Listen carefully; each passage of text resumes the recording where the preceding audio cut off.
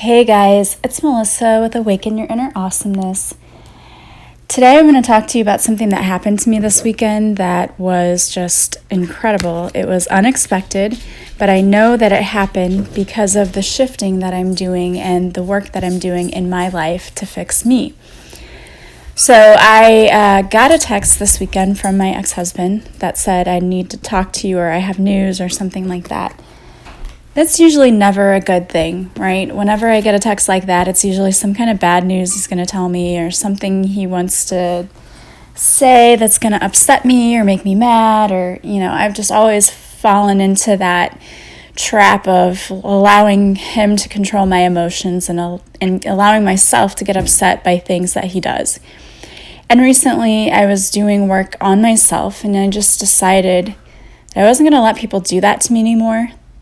They were not going to emotionally control me or manipulate me. And, some people, I don't think that's their intent necessarily. But, for example, if you say to somebody, we need to talk, and then you wait like 8 hours to talk to them, in a way, that's sort of like emotional torture to somebody, right? I mean, if somebody has something bad to say, then 8 hours later, you're wondering, what in the world are they going to talk about?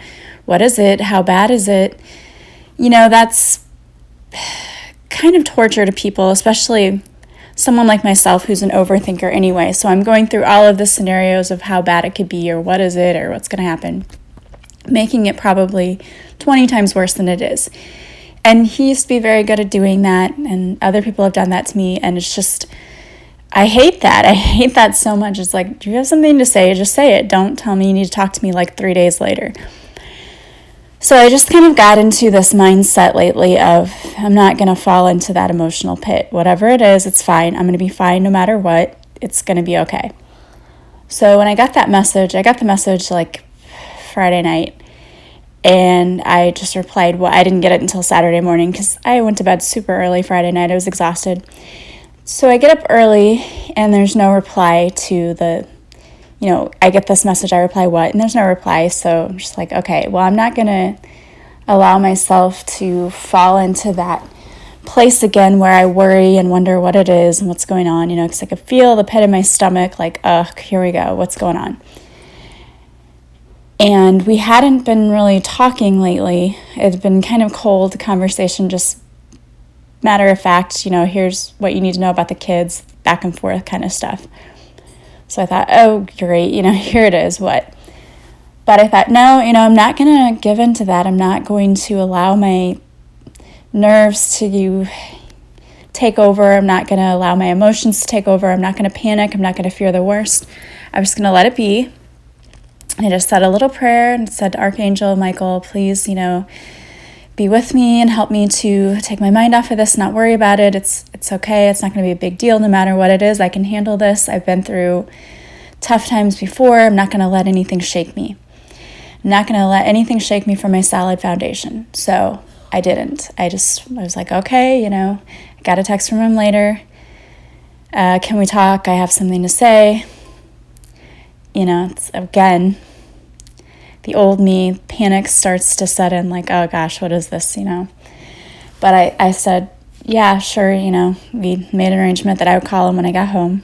And I decided, I'm not going to, of course it was still a little bit in the back of my mind, but I wasn't going to let it take over my emotions and freak me out the way that it would have even 6 months ago.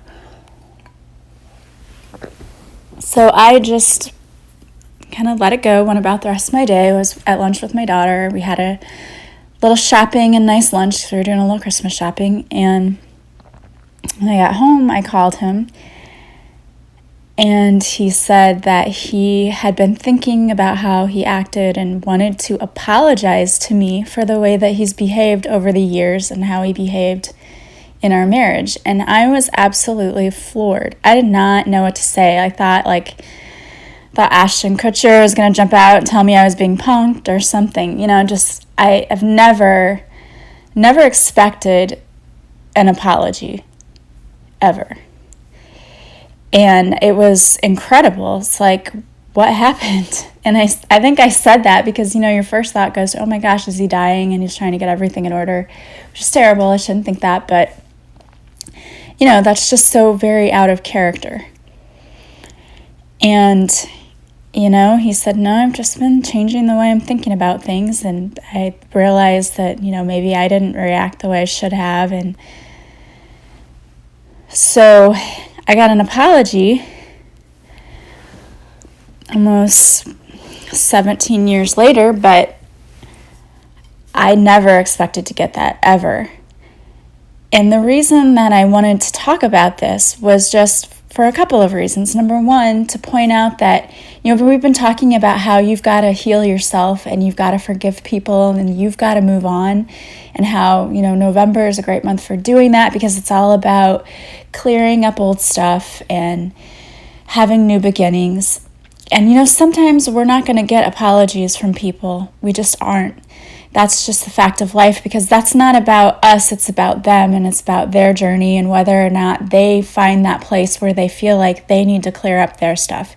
So you may not get an apology from people, but I truly believe in clearing up my own stuff that somehow caused a shift and caused him to shift in his thinking and to come back and apologize. And like I said, it's not necessarily always going to happen that way. But in my own personal experience, I will say that the people that I did the radical forgiveness for, there were like 4 people, and 2 of the 4 have come back and apologized to me for things. And I wouldn't have expected that from either of them. So I don't know. I mean, it's not like I have to have forgiveness or I have to have an apology from that person. I mean, I do want forgiveness, but I mean from me. But I don't have to have people who come back and apologize. But I will tell you what, it's an amazing and incredible feeling when they do. It's awesome.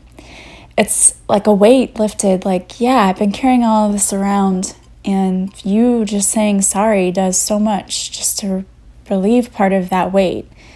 And it's great.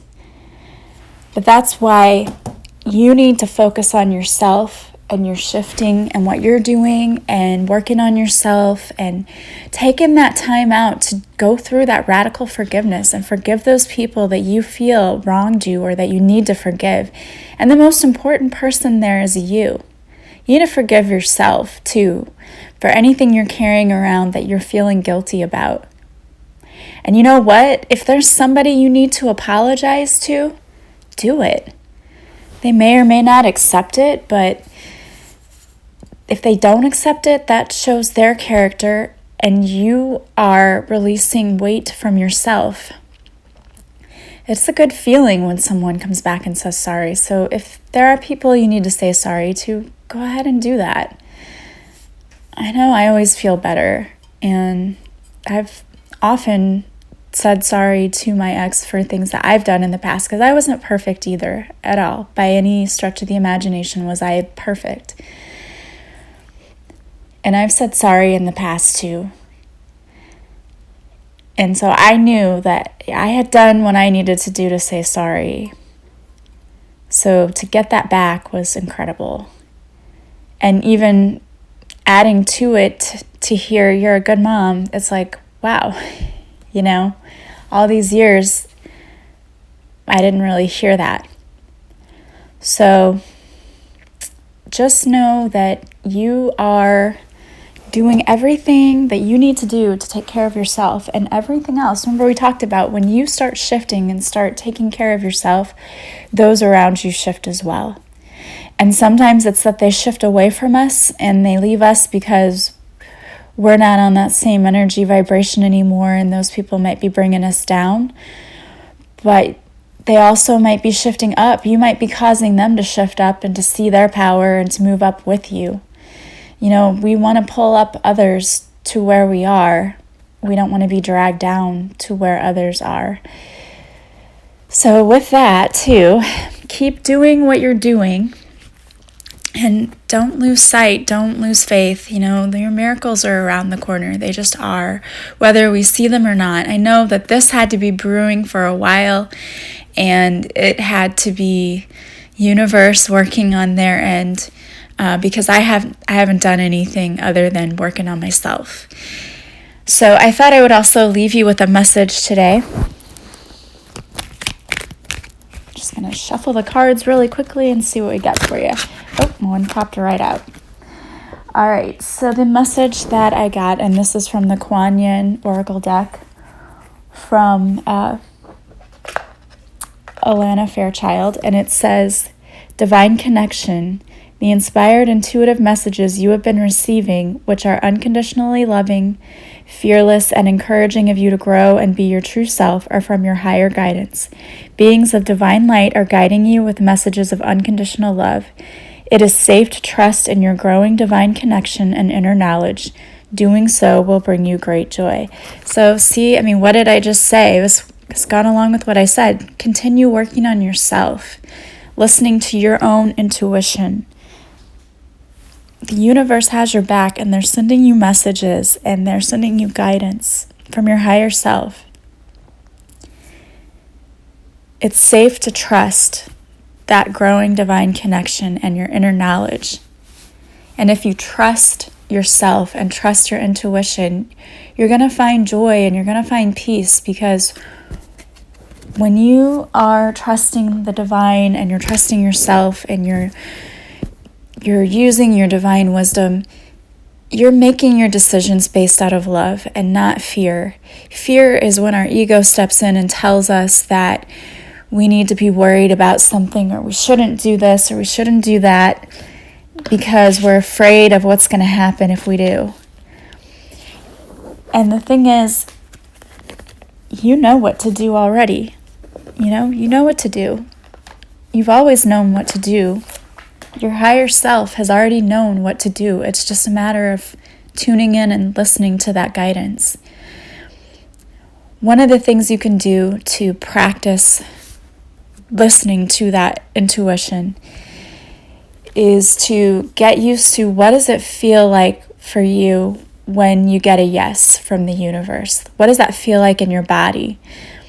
And so if you sit really still, sit quietly, and you just take a few deep breaths, and you can do this now, or you can come back and just do this anytime, but sit with your feet on the floor, take a few deep breaths, close your eyes, a few cleansing breaths, and say to yourself, yes, yes, yes. What does that feel like in your body? Like, where do you feel that? Does it feel like butterflies in your stomach, or what does that feel like for you? And it'll be different for everyone, but when you hear yes, yes, yes, what does that feel like in your body? Where do you feel it?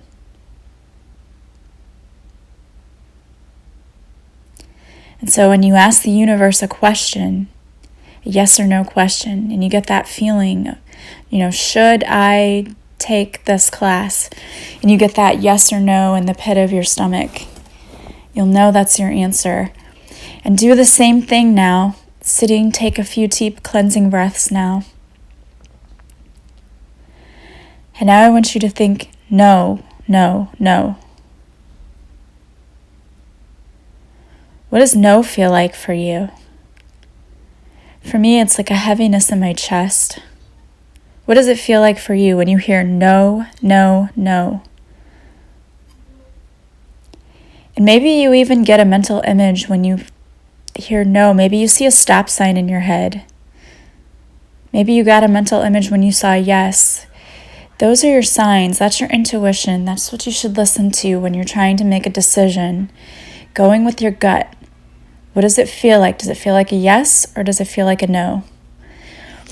And you can practice doing that over and over again. You can go back and listen to this, but really it's just about sitting still, taking some cleansing breaths and thinking yes, yes, yes, and feeling what that feels like in your body, and then doing the same thing and doing no, no, no. What does that feel like in your body?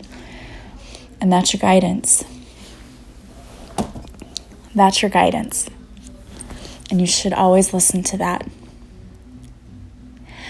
All right, guys. Well, I am so thankful for all the wonderful things happening in my life, and I hope that you are experiencing as many wonderful things you so richly deserve. If you are interested in signing up for a purposeful pilgrimage, I have more lessons like that where I teach you to listen to your intuition, to connect with your guides, to get you on the path to discovering your true life's purpose. And it's on special right now. It's 50% off, so go check that out on my website. If you're interested in Reiki, check that out as well. Reiki is awesome for putting you back into balance. And if you're feeling emotionally, right now, there's so many people who are struggling emotionally because so many things are coming back up for them. Exes are popping back into their lives, or they're experiencing situations where they're having to decide to let go of things. If you're struggling, consider having a Reiki session. You can get a whole lot of insight from that. And it also is a great way to de-stress, relax, just put your body back into balance. You can check that out on my website as well. If you like my podcast, please share it with your friends. I really appreciate you sharing it. It's awesome. And if I can help others, that is my life's purpose, my life's mission, and truly what I wish to do. Again, if you think of a topic that you would really like to hear about, send me a message, or if you just want to send me a message, please feel free to. I love hearing from you and I love connecting with you. Love that my tribe is starting to fall into place. I really do. And I love you guys. I hope you have a great day, and I will talk to you again soon. Bye-bye.